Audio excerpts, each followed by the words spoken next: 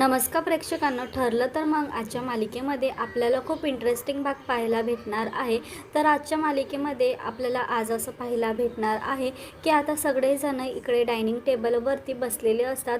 आता होळी सगळ्यांची खेळून झालेली असते, त्यामुळे अश्विनने आता सायली आणि अर्जुनचा जो काही डान्स केल्याचा व्हिडिओ काढलेला होता तो व्हिडिओ आता अश्विन म्हणत असतो, आहा किती छान नाचतात हे दोघांनी, किती छान फोटो आलेला आहे।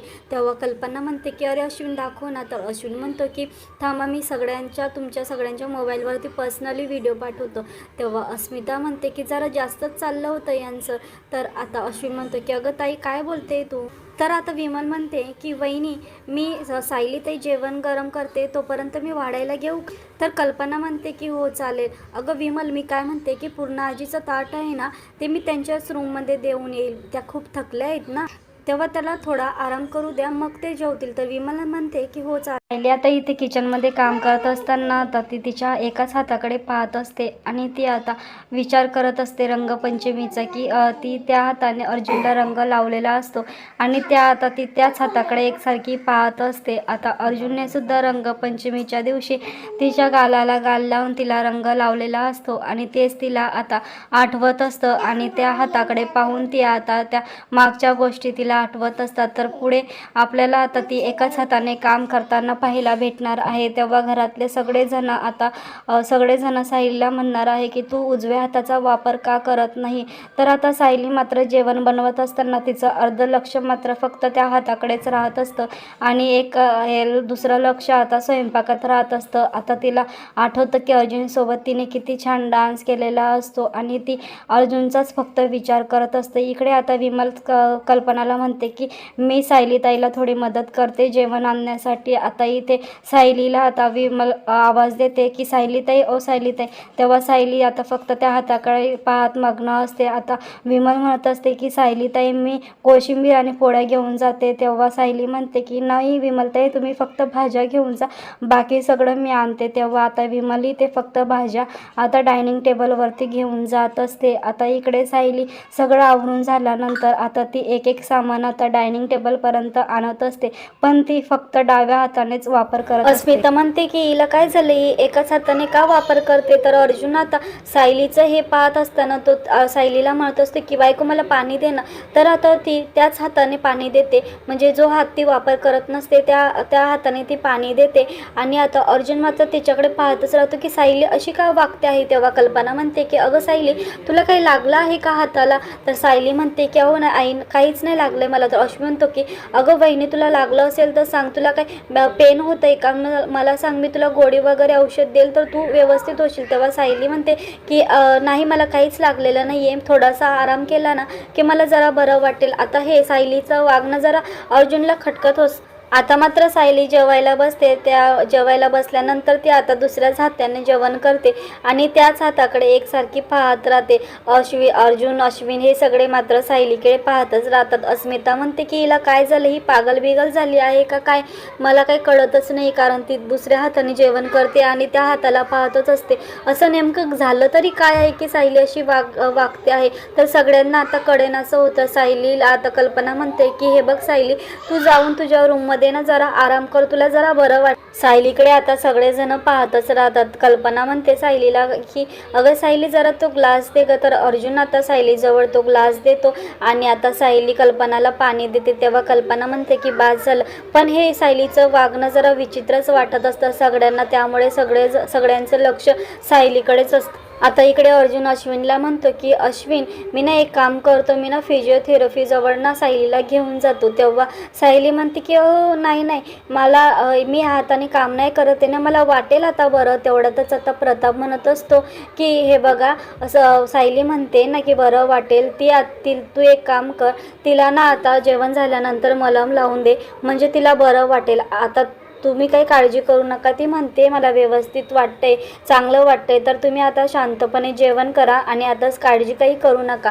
आता सायलीला तू मलम लावून दे जेवण झाल्यानंतर। सायली मात्र एकसारखी त्या हाताकडे पाहतच राहते। अर्जुनला मात्र हे सगळं काही विचित्र वाटत असतं। दुसरीकडे मात्र इथे प्रियाला खूप राग आलेला असतो. आरशात पाहून ती आता तिच्या चेहऱ्याकडे पाहत असते आणि तिला सायली काय बोलली म्हणून ते आठवत असतं की दूर राहायचं माझ्या नवऱ्यापासून. जर का माझ्या नवऱ्याजवळ आली तर माझ्यासारखी वाईट मुलगी कोणी नसणारे. माझ्या नवऱ्यापासून दूर राहायचं असं तिला आता आठवत असतं आणि तिला खूप राग येतो. आरशात पाहून ती आता तिच्या ओढणीनेच रंग पुस. तेवढ्यात आता नागराज तिथे येतो आणि म्हणतो, वा काय फण दिसतंय ध्यान, असं तो म्हणत असतो. खूप छान, वा छान असं तो म्हणतो. छान झालेली दिसते धुडवड. प्रिया मात्र तिचं लक्ष न वेधता ती फक्त कलर पुसते आणि नागराज इकडे म्हणत असतो की हॅलो मी तुझ्याशी बोल. नागराज म्हणतो की मी सांगितलं दादाला की तुला जाऊ दे म्हणून त्यानं तुला जाऊ दिलं. हा तेव्हा आता तुने तिथे काय काय रंग उधळलेस ते मला आता सांगायचं का? त्या अर्जुनने लात मारून तुला घराबाहेर हाकलून तर नाही दिलं ना? हा इथे प्रियाला खूप राग येतो आणि नागराज जोरजोरात हसायला लागतो. तर प्रिया रागातच म्हणते की त्या अर्जुनने नाही त्या सायलीने सगळ्यांसमोर अर्जुन पासून तिने दूर ढकललं मला. नागराज म्हणतो त्या पाव किलोच्या सायली ना तुझा अपमान केला. नागराज प्रियाला म्हणतो मी ओंजळ भरून पाणी घेऊन येऊ का म्हणजे तुला त्यात उडी मारून जीव द्यायला. आणि प्रियाला राग येतो आणि नागराज जोरजोरात हसायला लागतो. प्रियाला राग आल्यानंतर प्रिया नागराज जवळ जाते आणि रागातच म्हणते की उगाच दात काढू नका. बोट दाखवून ती नागराजला बोलत असते, मला अजून चिडवू नका मी आधीच सांगते. नागराज म्हणतो घाबरलो मी. नागराज म्हणतो चिडायचंय ना तुला, चिड चिड किती चिडशील. नागराज प्रियाला म्हणतो की पण तू ये ना फुसकं बाम आहे, फुसकं बाम, भिजलेला फटाका, पेटवायच्या आधीच फुस होतो विजून जाणारा. इतके दिवस झाले आहे आणि म्हणतो की त्या अर्जुनवरती तावा मिळवता नाही आला तुला अजून. आता तर त्या सायलीनं पायरी दाखवून दिली तुझी. आणि जोरजोरात हसायला लागतो. नागराज प्रियाला म्हणतो तुला एक सल्ला देऊ का?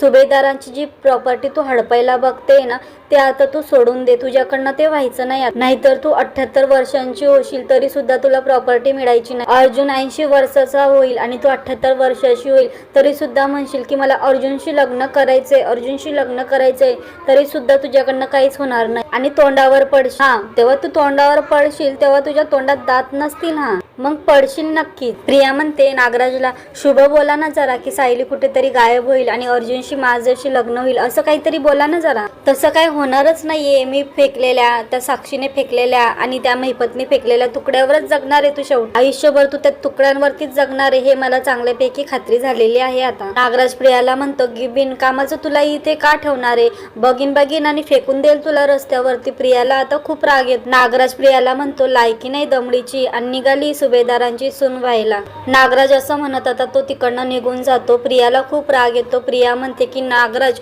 तू लिमिट आता क्रॉस केली. माझी लायकी काढतो का? आता तुझीच लायकी तुला दाखवून देते मी आज. दुसरीकडे आता इकडे साक्षी महिपतला भेटण्यासाठी गेलेली असते पोलीस स्टेशनमध्ये. तिकडनं आता महिपत येतो.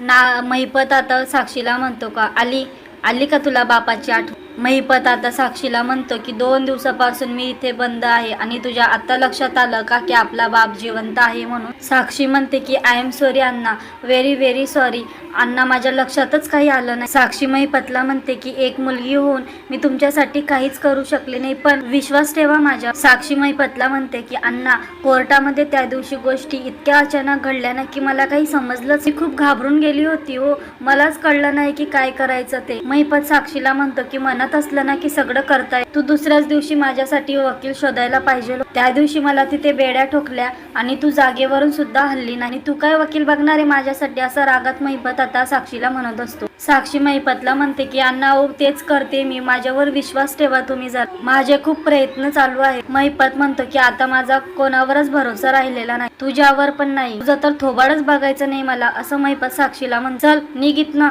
साक्षी महिपतला म्हणते की प्लीज असं नका वागू माझ्यासोबत. महिपत म्हणतो की चल निघ आता इकडनं. साक्षी म्हणते की अण्णा मला तुमच्याशिवाय दुसरं कोणी नाही हो अण्णा. महिपत आता पाठ फिरवतो आणि तिच्याशी काहीच बोलत नाही. इकडे साक्षी रिक्वेस्ट करत असते अण्णा प्लीज, अण्णा ऐका ना, अण्णा बोला माझ्याशी प्लीज, अण्णा तुमच्याशी बोलते मी. पण महिपत मात्र तिच्याकडे वळून पाहतच नाही. अण्णा प्लीज बोला ना माझ्याशी. महिपत एकही शब्द बोलत नाही. दुसरीकडे आता इथे सायलीला अर्जुन आता बेडरूम मध्ये घेऊन येतो आणि सायली अर्जुनला म्हणते की अहो सर ऐक 5 मिनिटं लागतील अहो सर मला सगळं आवरायला. तर अर्जुन म्हणतो की तुम्ही मॅड आहात का? थोडं तुमचा हात दुखतोय तरी सुद्धा तुम्हाला डायनिंग टेबल आवरायचं आहे. विमल आहे ना ती करेल सगळं, तुम्ही काय काळजी करताय एवढं? बसा तुम्ही एकही शब्द बोलायचा नाही आता. अर्जुन आता कपाटातून मलम काढतो तर सायली इकडे ती तोच हाती एकसारखी पाहत राहते. अर्जुन आता मलम काढतच असतो तर सायली त्या हाताकडे पाहत असताना अर्जुनचं लक्ष जातं आणि अर्जुन सायलीला म्हणतोय की दुखतोय ना आता हात, तरीही कोणाला सांगायचं नसतं असं अर्जुन आता म्हणतो. तुम्ही ना द्या हात द्या लावू द्या मला. सायली म्हणते की नको नको नको,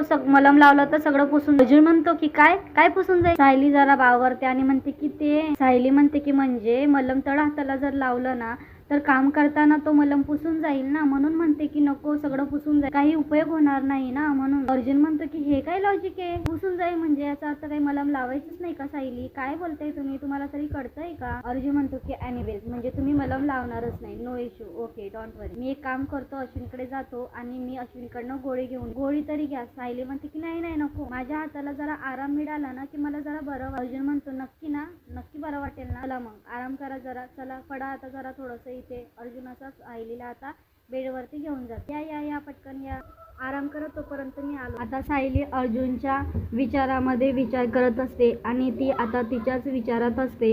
तर ती आता सायली अर्जुनच्या प्रेमात पडलेली असते. दुसरीकडे आता साक्षीशी अण्णा आता बोलायला लागतात आणि म्हणतात की एवढे वर्ष जी इमेज मी कमवलेली होती ती आता 2 सेकंदामध्ये मी सगळं गमावून बसलेलं आहे. ते फक्त तुझ्या त्या अर्जुन सुभेदाराने सगळी माती करून टाकली. माझ्या गळगळीला तू गुंडाळून ठेव. या अर्जुन सुभेदाराला धंद्याला लावायला त्याची आपल्याला गरज पडेल. त्याला मी काय आता शांतपणे जगू देत नसतो असं आता साक्षीला अण्णा म्हणत असतो. खूप हाल करून मारेल मी त्याला आता. साक्षी महिपतला म्हणते की अण्णा तेच करायचंय आता आपल्याला. पण आपल्याला आता थोडे दिवस आहे ना डोकं शांत ठेवून आपल्याला काम करावं लागणार आहे. त्या चैतन्याला मी दाखवत राहते की मला तुमचा किती संताप आलेला आहे आणि मी त्याला तसंच दाखवत राहणार आहे, म्हणजे आपल्याला चैतन्याचा खूप उपयोग होईल. आणि कोणाच्याही नकडे तुम्हाला मी इथून सोडवण्याचा प्रयत्न कर. त्या अर्जुन सुभेदाराला ना विजयाचा किती आनंद सेलिब्रेट करायचा आहे ना तो करू द्यात. कधी ना कधी तो पायावरती येऊन उपटेलच की. असा घाव घालेल ना मी की तो पाणी सुद्धा मागणार नाही. साक्षी आणि महिपत मास्टर प्लॅन करत असतात. दुसरीकडे आता सायली तिच्या रूम मध्ये येते तर अर्जुनने इथे सगळं अस्ताव्यस्त म्हणजेच पसारा घातलेला असतो आणि ते पाहून सायली म्हणते की सर पण ना किती पसारा घाल, सतत या रंगीबिरंगी कागदांवरती काहीतरी लिहित असतो आणि मग इथे टेबलवरती असे ठेवून देतात आणि मग ते हवेने असे उडून खाली पडतात. सायली आता पुन्हा त्या हाताकडे पाहू लागते. पुन्हा विचार करायला लागते की मी त्याच हाताने अर्जुनला रंग लावलेला होता आणि ती तिची स्वतः गालातल्या गालात हसायला. आता रूम आवरत असताना अर्जुनने सगळे काही शर्ट बेडवरती ठेवलेले असतात आणि सायली आता म्हणत असते की शर्ट घालायचा असतो एक, पण काढून ठेवायचे 50 शर्ट. आता एक शर्टाची ती घडी करून ठेवते. आता जो काही ब्ल्यू कलरचा शर्ट असतो तो शर्ट आता ती स्वतः त्या शर्टाकडे पाहते, हात फिरवते आणि तो शर्ट घालते. शर्ट घातल्यानंतर ती आता आरशात पाहू लागते आणि स्वतःच्याच बेधुंदमध्ये एकसारखी पाहत असताना हसू लागते. तर पुढे आपल्याला या सिरियलमध्ये खूप इंटरेस्टिंग भाग पाहायला भेटला. सायली आता अर्जुनच्या प्रेमामध्ये एकदम पागल झालेली असते. ती एकदम आता प्रेमामध्ये पडलेली असते. अशी का वागते आहे, पण अर्जुनला हे तिचं वागणं मात्र विचित्र वाटत. दुसरीकडे आता इकडे रविराज आता जी प्रतिमाची प्रॉपर्टी असते ती प्रॉपर्टी आता इथे प्रियाच्या नावावर करणार असतं. तर तो आता सगळ्यांना आवाज देतो, नागराज, सुमन, अरे तन्वी कुठेच बाळा, या पटकन. तर आता इकडे प्रिया म्हणते की बाबा तुम्ही मला हाक मारली का. तर इकडे रविराज म्हणतो की हो मी तुला हाक मारली, मी इकडे जरा मी काय सांगतो ऐक बाळा. प्रतिमाची जी काही प्रॉपर्टी होती ना, तू म्हटली होती ना की माझ्या नावे करा म्हणून, हे बघ आता ती प्रॉपर्टी आहे ना मी तुझ्या नावे केलेली आहे. आता हे ऐकून नागराजला मात्र खूप मोठा धक्का इथे रविराज म्हणतात की मी आता रजिस्टर ऑफिसमधूनच येतोय, त्याचे सगळे लिगल पेपर मी आता तयार करून आणलेले आहे आणि ती प्रॉपर्टी तुझ्या नावे केलेली आहे. आता दुसरीकडे सायलीने शर्ट ठेवलेले असतात कपाटामध्ये, पण एक शर्ट मात्र तिच्या अंगातच असतो. अर्जुन आता ते पाहून हसायला लागतो आणि सायलीला म्हणतो की माझा एक शर्ट अजून घडी करून ठेवायचं राहिला आहे. सायली म्हणते की कुठे. आता सायलीला तो दाखवतो की हे पहा, आरशाजवळ नेतो आणि म्हणतो की हे पहा तुम्ही माझा शर्ट घातलेला आहे. आता हे पाहून मात्र सायली खूप लाजते. तर आता पुढील भागात प्रेक्षकांना आपल्याला आज असं पाहायला भेटणार आहे की आता तिकडे अर्जुनचा फेवरेट रंग असतो लाल, तर लाल रंगानेच ती आता ते बेडरूम सजवत असतेच. म्हणजे पडदे लाल, बलून लाल, बेडवरती सुद्धा चादर लाल, साडीसुद्धा लाल घालते आणि जेवणसुद्धा लाल रंगाचंच बनवते. तर आता अर्जुन म्हणतो की हे काय चाललंय सगळं लाल लाल काय आज रूममध्ये, आणि आज चाललं तरी काय आहे की सगळं लाल लाल करून ठेवलेलं आहे. आता सायली म्हणते की हो सर तुम्ही खाली तर चला, तुमच्यासाठी स्पेशल आहे. आता खाली गेल्यानंतर बीटचे पराठे, बीटचा ज्यूस आणि सगळं काही लाल बनवलेलं असतं. तर आता कल्पना म्हणत असते की काय चाललंय. अस्मिता सुद्धा म्हणते की अगं हिने काय चाललंय, काय करून ठेवले सगळं लाल लाल. कल्पना म्हणते की अगं स्मिता, आपल्या घरामध्ये कोणाचा तरी लाल रंग आवडीचा आहे. आता असं म्हणत अर्जुन सुद्धा लाजायला लागतो. तर सायली आता अर्जुनच्या प्रेमामध्ये फुल टू पागल झालेली आहे. तर पुढे आपल्याला या सिनेमामध्ये खूप इंटरेस्टिंग भाग पाहायला भेटणार. प्रेक्षकांनो, जर का तुम्हाला हा व्हिडिओ आवडला असेल तर व्हिडिओला लाईक, शेअर आणि सबस्क्राईब करायला विसरू नका. तोपर्यंत धन्यवाद आणि पाहत राहा. ठरलं तर मग व्हिडिओ आवडला असेल तर व्हिडिओला नक्की सबस्क्राईब करा. तोपर्यंत धन्यवाद.